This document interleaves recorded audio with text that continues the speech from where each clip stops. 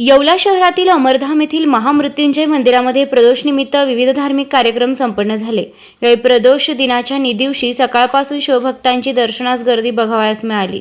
सायंकाळच्या सुमारास महादेवाच्या पिंडीला तसेच मूर्तीला दुग्धाभिषेक करत महानैवेद्य दाखविण्यात आला।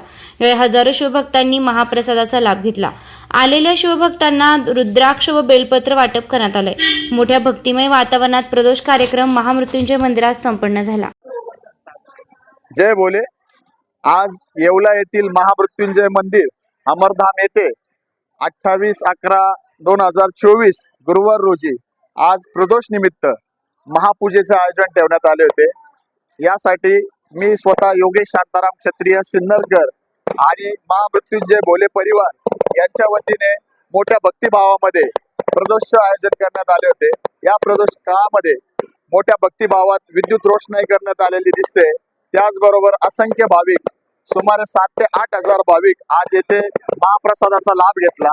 त्याचबरोबर 4 वाजता प्रदोषाची आरती चालू झाली आणि त्या निमित्ताने दुग्धाभिषेक आणि मोठ्या भक्तिभावामध्ये नंदीला, त्यामध्ये आतमध्ये भोले बाबाच्या मूर्तीला आणि शिवलिंगाला असा अभिषेक करण्यात आला। यामध्ये हजारोच्या संख्येने भाविकांनी येवला व येवल्याच्या बाहेर व महाराष्ट्राच्या बाहेर देखील असंख्य भोले भक्त येथे येऊन प्रसादाचा व त्याचबरोबर प्रसाद झाल्यानंतरूनच लगेचच पूजेचा व आरती झाल्यानंतरूनच बेलपत्र व रुद्राक्ष वाटप करण्यात आले। या निमित्ताने इथे हजारो भाविक आले आणि त्याचबरोबर महाप्रसादाचा लाभ घेतला।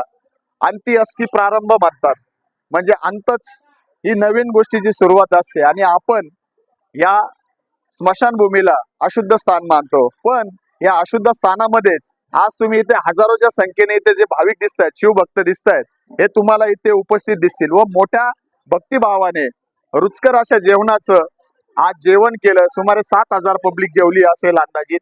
आणि हाच एक जो मार्ग आहे, आपण ते अशुद्ध स्थान मानत असतो, पण इथेच नवीन मुक्ती भेटत असते। इथे नवीन आत्मा इथं मुक्त होत असतो। त्याच्यामुळे हे कुठले अशुद्ध स्थान नाही, हे आज येवलेकरांनी सिद्ध केलेले आहे की असंख्य हा जो जमावडा तुम्हाला आजूबाजूला दिसतोय, हे जेवतायत, मोठ्या भक्तिभावाने भोले बाबाचं स्मरण करतायत।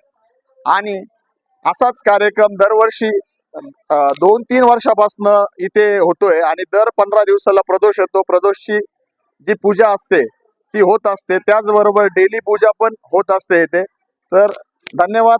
मी योगेश शांताराम क्षत्रिय सिन्नरकर, धन्यवाद।